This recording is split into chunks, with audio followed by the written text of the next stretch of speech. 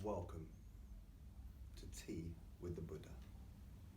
That's me, Lord Lucifer, Morning Star Christ, one true guardian of the light, awoken from behind the mind to prove all things divine, including you, sweet child of mine.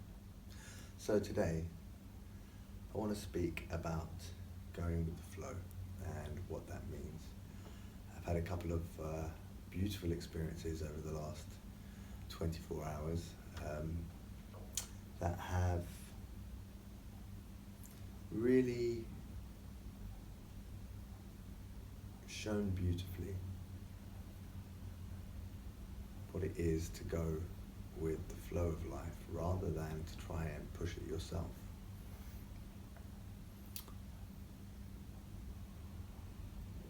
I was bitten yesterday by a dog on my hand, although the way that I prefer to look at it is that I bit my hand with the dog's mouth, simply to remind me to listen more carefully. The last few days have been hectic and unusually heavy. And I've noticed myself just slightly slipping out of awareness. Now, noticing yourself slipping out of awareness, by the way, is awareness.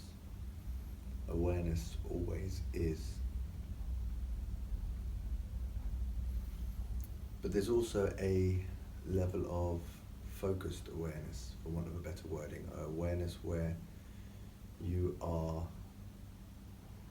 in tune with all around you.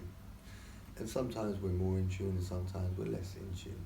Same way that sometimes we're awake and sometimes we're asleep. And so all we ever do is we rotate through the options of up, down, left, right, on, off, back, forth. You move until you're still until you move. You make sound until you're silent until you make sound. You're awake till you're asleep till you're awake. That's it. And at times there can be less consideration, awareness, respect of that which is not me. Now, one of the things that we talk about a lot here is that all things are me. All things are you, me, or we, and we is an upside down version of me. And so it's always me and me. And there was this beautiful staffy yesterday, and the staffy came over to smell me, and I said hello, and the owner said, "Oh, be careful, he's a bit aggressive." I said, "No, he's fine, don't worry." And I patted him on the back. He said, "Oh, I wouldn't touch him, that's, you know." So I said, "Okay, I won't." So as the dog looked at me, I put my hand forward just for him to smell it. And as I did, he bit the hand. Beautifully. Because I wasn't listening. Do you see? With your eyes and hear with your ears. Or are you blind for your mind? And when your mind blinds you, I think you'll find that life tends to guide you back to the right line. We can take soft little nudges or we can take harsher bites. But at some point or other, you will listen.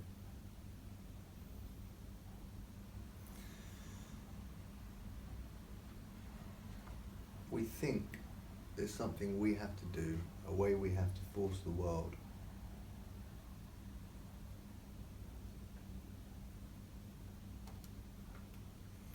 Rather than simply just accepting it exactly as it is and enjoying being a part of it.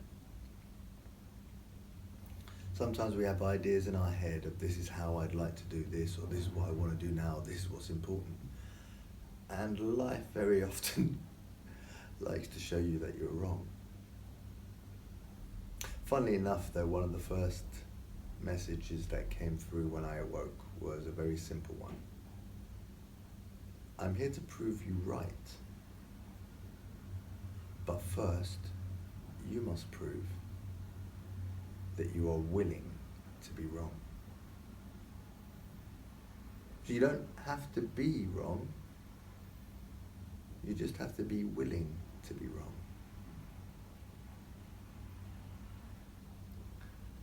What does that mean? It means that you're not going to resist. Somebody once said, what you resist persists. And I remember from my NLP trainers training many, many moons ago, one of the great lessons there was, if what you resist persists, why resist the worst case scenario? Why resist what you don't want?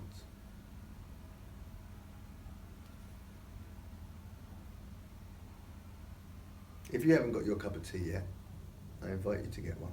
Press pause, grab a cup of tea. But don't just grab it. Notice the kettle boiling. Notice the tea as it goes into the teapot. The smell, the aroma of the tea as water hits the tea leaves. When you pour it, notice the water in the cup. Notice the temperature. It's all about awareness. Why tea? Tea is for trust. Trust in us, trust in love, and love is enough. It's a metaphor, as are you. You're a metaphor of yourself, as am I, as are all things. There's a great story Osho used to tell about a Zen master at the monastery. And one day, somebody arrived there, and the master turned and said, have you been here before? And the man turned and said, no, it's my first time. Well then, said the master, have some tea. A few minutes later, another person arrived, and the master turned to him and said, as he welcomed him, have you been here before? And the person said, yes, many times. I'm very well versed in the teachings here and the practices. Well then, said the master, have some tea. The manager of the monastery, or whatever it was sitting in the back, watching this. And it perturbed him slightly, very curious. Two separate people asked the same question, giving totally different responses. And each time, the master had replied in the same way. Well then, have some tea. So the manager called out to the master. He said, can I ask you a question? These two people have come. You've asked them if they've been here before. They've given totally separate answers, totally different. And your response to them has been the same. Why? The master turned and said, manager, are you there? The manager said, yes. Well then, have some tea.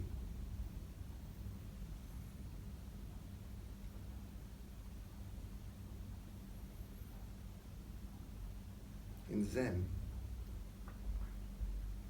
tea is for awareness, presence,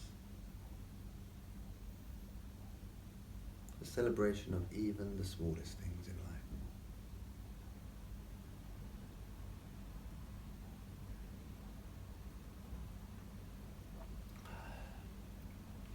So,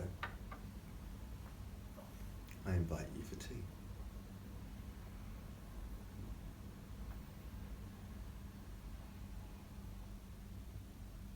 As part of these meditations, these satsangs, these teas, what what do you need to do to get the most out of it? You need to just watch with your eyes and listen with your ears. That's it. Don't worry about what the mind perceives.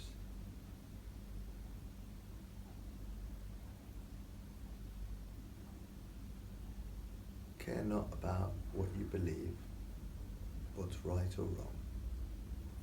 Everything I tell you are true stories or fake news. And it's up to you, I'll let you choose. It doesn't really matter. It's all just pitter-patter. Internal chitter-chatter.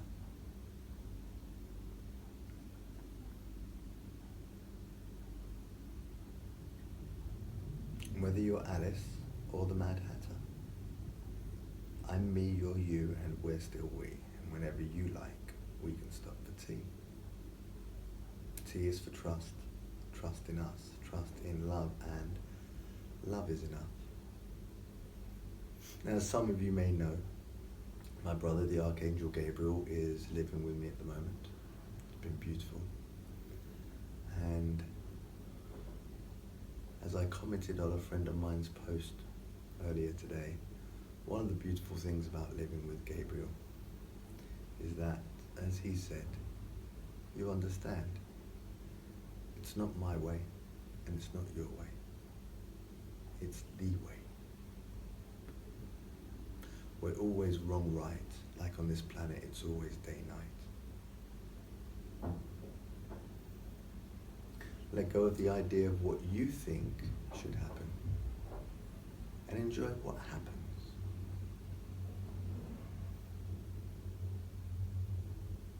Don't resist. Celebrate. The very fact that you are alive is amazing. Just to be able to breathe one breath in this universe is grace beyond compare.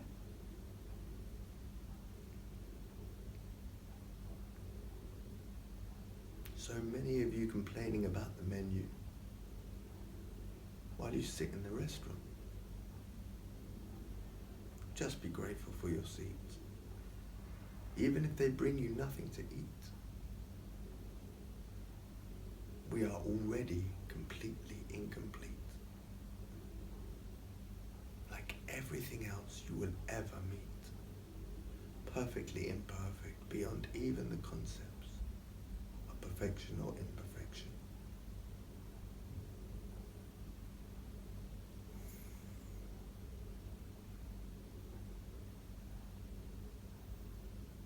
The words I speak are not the message.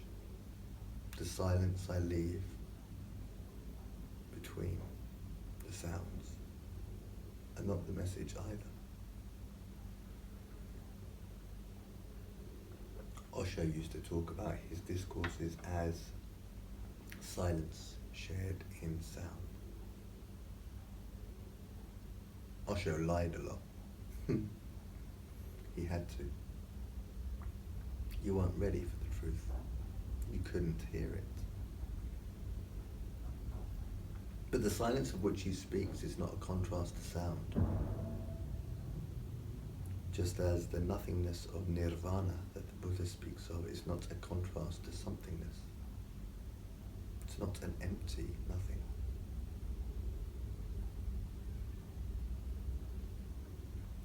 My pointing is to that underneath the sound and the silence, the movement and the stillness, the light and the dark.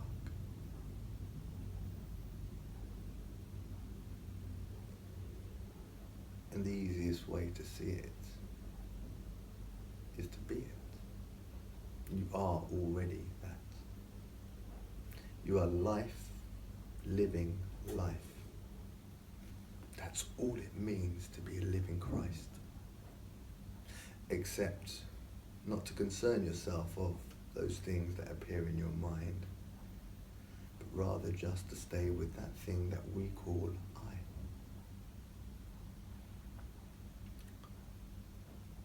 Another beautiful example of going with the flow arose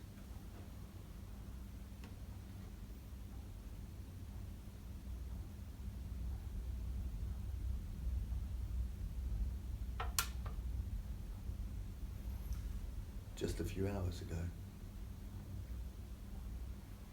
As I went onto Facebook, I promised myself as of yesterday I would begin recording these videos every day and posting them up on our blog. And as I recorded one yesterday and went to upload it, it took hours upon hours to upload. So we left it uploading overnight, and when I got up this morning, it said upload has failed. The format wasn't correct or whatever. So I uploaded another one and we're waiting. And the internet speed seems to have dropped to next to 0 in here. So each time I pressed a new tab to open it, it would take 4, 5, 6 minutes to open the page. I went onto Facebook and I was trying to watch a video done by a friend of mine, Tom Fortismeyer. And as I was trying to watch it, the internet speed was so slow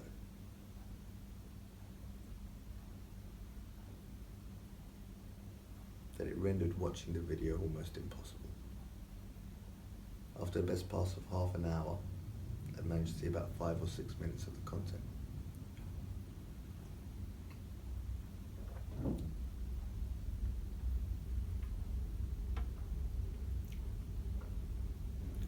I was greatly frustrated. I had it in my mind that I was going to sit down and write up the blogs, put them out, work on the website, etc., etc., etc.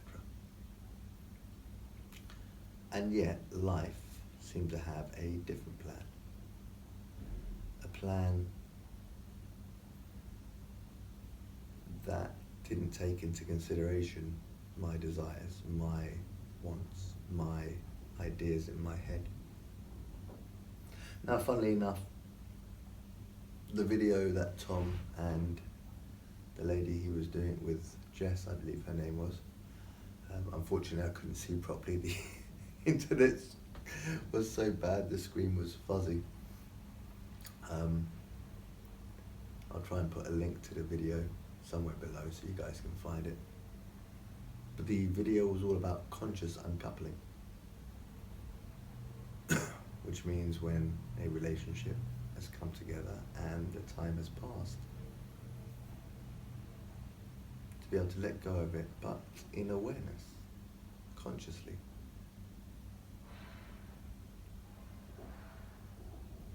And the beauty of what they were speaking about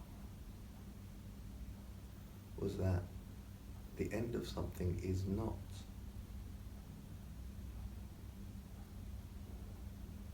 a bad thing, is not a failure.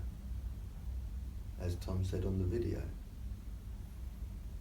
when a flower blossoms and its petals fall, it has not failed.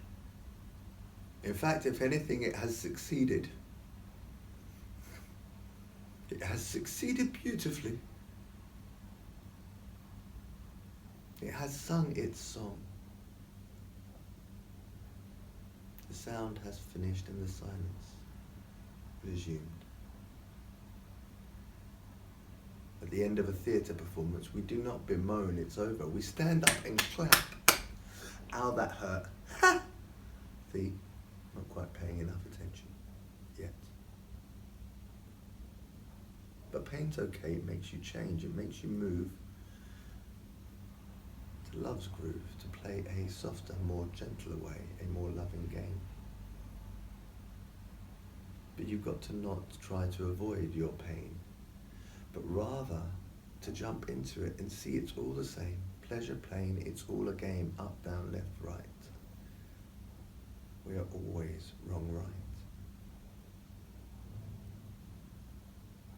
Pain only hurts when you try not to feel it. The expression of the truth in the moment is cathartic. It cleanses. When you cry, you wash your eyes like you wash your windows, guys. That way you can see outside. It's the same when you want to see the divine. Nothing wrong with tears. They're the river of life. Let things flow. It will overflow on all sides, and the grass will grow and the flowers will come. And birds and animals will all have fun. But without that water, a desert occurs. And the call of the songbirds can never be heard.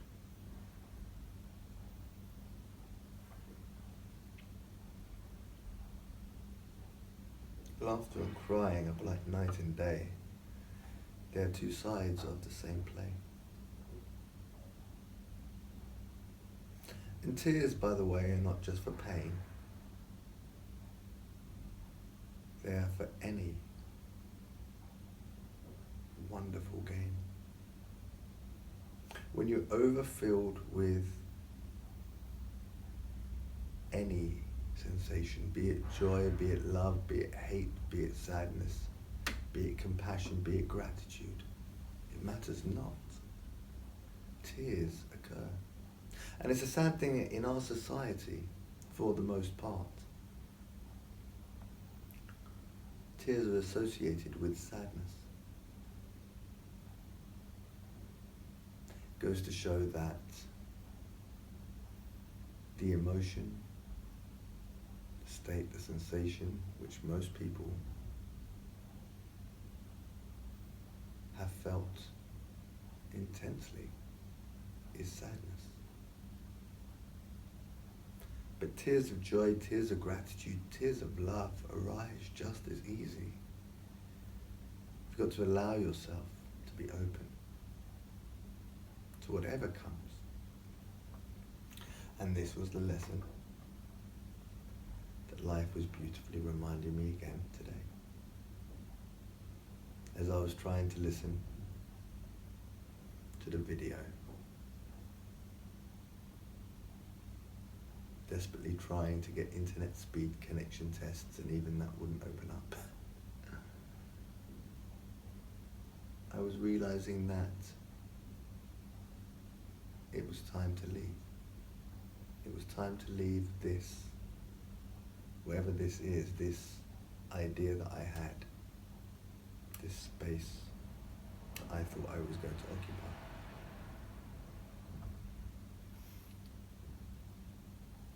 And so as I did so, realizing that life probably has a better plan for me than I do, I put a little post on Facebook which reminded me, as I started to write it, of a story that I heard once about Confucius. I believe it was probably Alan Watts. I think it was Alan Watts in one of his wonderful talks. I highly recommend Alan as a popularizer of Eastern philosophy who seamlessly merges it with Western ideology, enables your mind to understand the very fact that it doesn't understand.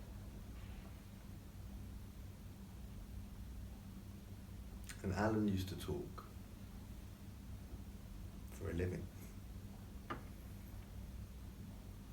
And once he spoke about a story about Confucius. And Confucius one day was with some of his students, some of his disciples, up high on the hills. And below them there was this river, a big river, filled with water, the currents rushing fast. And by the riverbank, below them they saw an old man. And the old man seemed to fall into the river, under the current, and disappeared. Given the size and the speed of the river, they all assumed that he had died. So, they were exceptionally surprised to find, just a few moments later, that they saw him reappear further downstream, effortlessly exiting the river. Shocked and amazed by this, Confucius sent some of his students down to find the old man, to fetch him and bring him back. And so, dutifully, they did.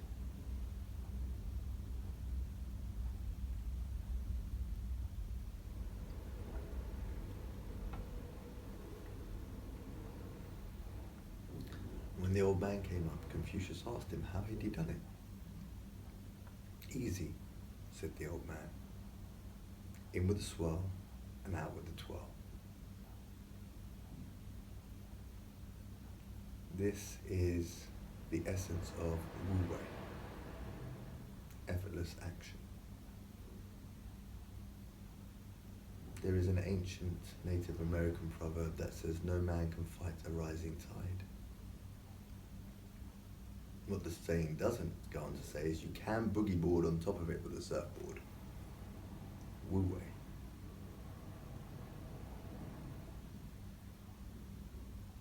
Let life take you where it's going to take you. Go with the current, go with the flow. Don't fight against it. When life says no, let it be a no. Otherwise you get bit by a doggy and it hurts. It hurts. It really hurts, actually. But that reminds me to be more gentle,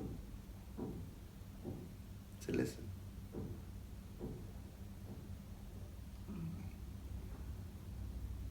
That's all life is, a reminder to be more gentle, to listen.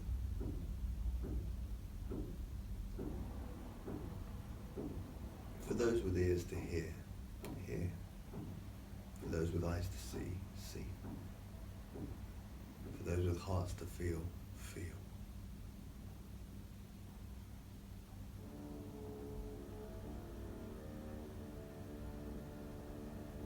People ask me what my name is, and I never know until I answer. And as my mouth speaks, I listen with my ears, and in that moment realize who I am here now. Not who I was a minute ago. That's irrelevant. That fella never existed. It's gone. It's a thought, an imagination, a fiction. A story you tell yourself in bed to help you go to sleep at night. Here now. Don't know how, but wow. And that's Tao. Jim Carrey once said, life is happening for you, not to you. It's a beautiful distinction. Me, you, and we. We is an upside down version of me. So why don't you just trust in me? All of me. The me you see, the me behind the screen, and the me that is seen and unseen. If you are life, living life, then trust in life. You're trusting in yourself.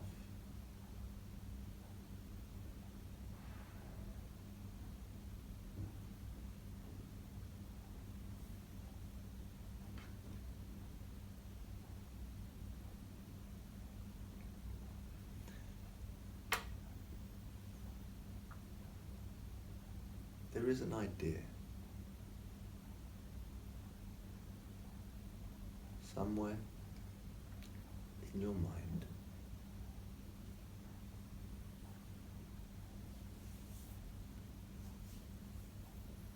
that you're holding on to,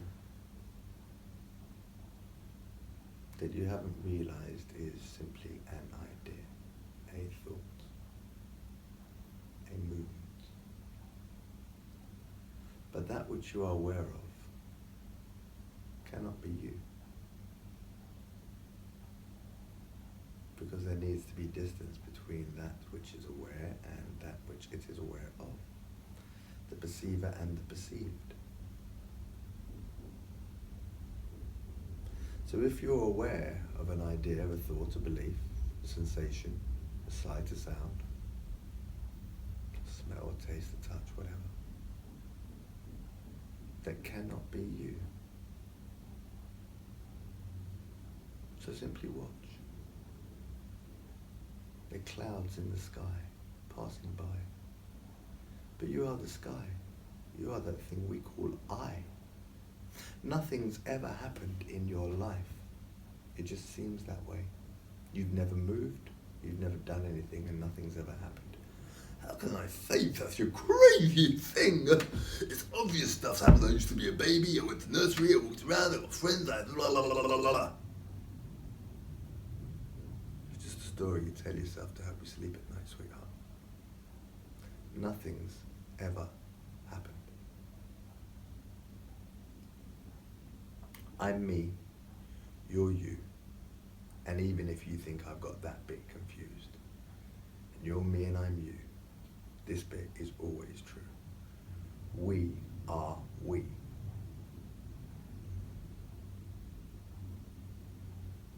You're not a you, you're a me. And that has always been true for you. When you looked in the mirror when you were 5, and when you looked in the mirror today, what you saw was nothing like the same thing. The physical body's totally changed, totally different. The ideas, the beliefs, the perceptions,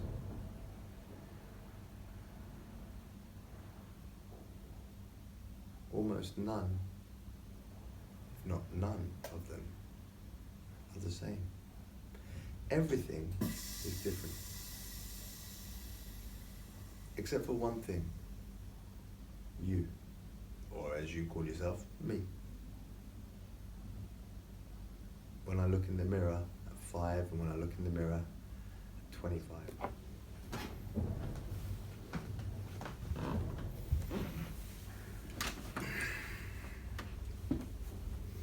Part of going with the flow, my alarm timer went off midway through recording. And so, that could be annoying, or it could just be part of the show. Life goes on.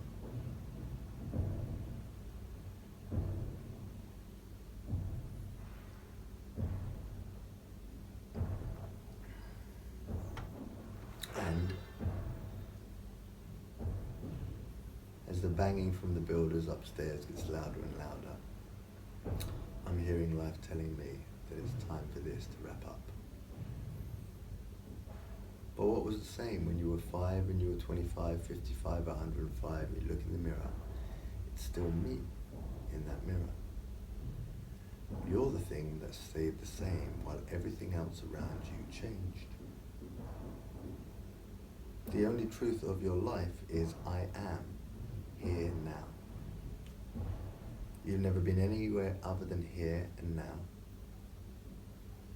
And you've never been anything other than you existing in that moment.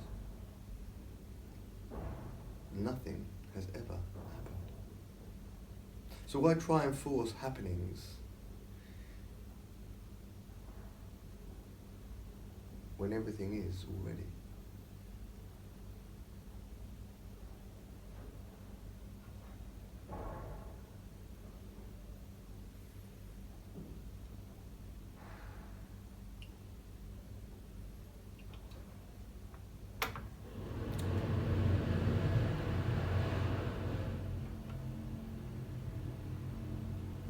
It's definitely my cue as a pneumatic drill start.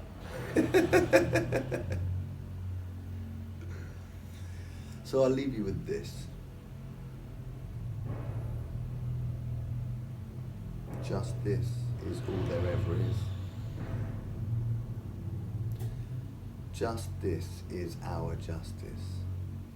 And when you find justice in just this, whatever this is, you will have found love's eternal kiss and everlasting bliss.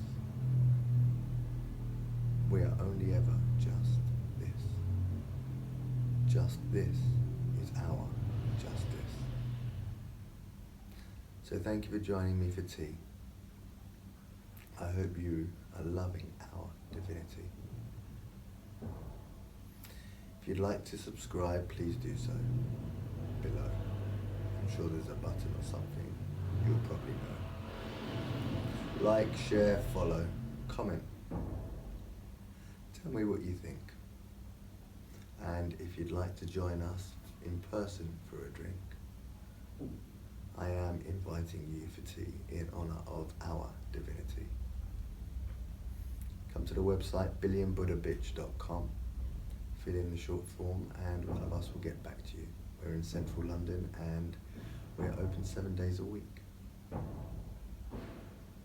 There's no charge for your first visit.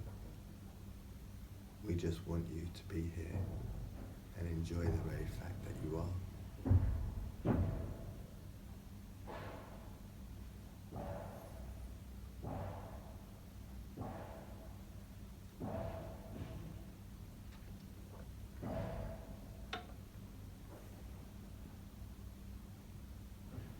If you have any questions you'd like me to answer on future satsangs or teas with the Buddha, please either email me at lucifer@billionbuddhabitch.com or pop in the comment section below. Hopefully by the end of this week we'll have the website and the blog up and everything, and you can all comment on there, and I'll know exactly what we're doing with our social media. But until that point, our social media handles are Billion Buddha Bitch, and our YouTube show is Lord Lucifer Hosts The O Show. Till next time, my friends, thank you for being you. I love you so much, exactly for you. There is literally nothing else you ever need or can do. So till we have tea next time, enjoy being you.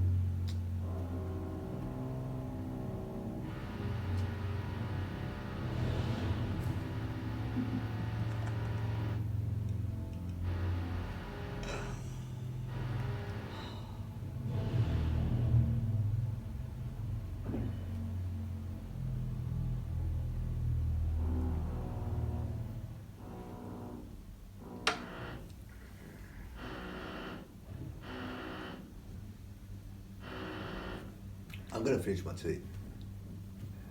Obvious stuff.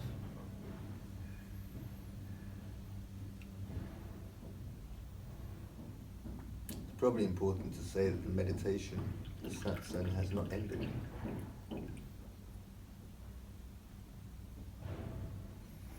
Just as it's important to say that it never began.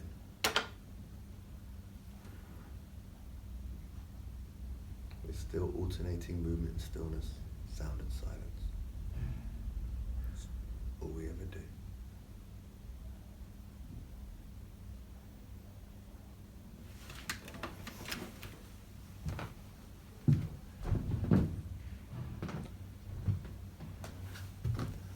Okay, life's really telling me because they've just cut the electrics. Take care.